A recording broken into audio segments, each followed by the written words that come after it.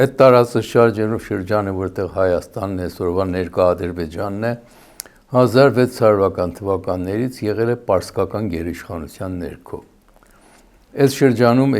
բնակվել են բազմաթիվ պարսիկ ատրպատականի ժողովուրդ, պարսկական Ադրբեջան, ոչ թե ներկա Ադրբեջանի ժողովուրդ, որոնք թրքախոս էին։ 16-րդ դարում դարձել են թրքախոս այդ ժողովուրդները։ Այդտեղ ապրում էին հայեր եւ թրքախոսներ։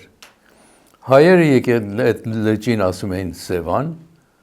թրքախոսներն ասում էին Գյոքչա։ Եթե նայենք ցարական Ռուսաստանի 18-19-րդ դարի քարտեզներին, կտեսնեք, որ լճի անունը երկու լեզվով, երկու անունն էլ գրված է։ Ես մեկ օրինակ ձեզի 1793 թվականի ցարական քարտեզ է ռուսերենով, որ Հայաստան անվան տակը ստեղ կարմիր գծված է, իսկ այս կապույտը գծված է Շիրվան,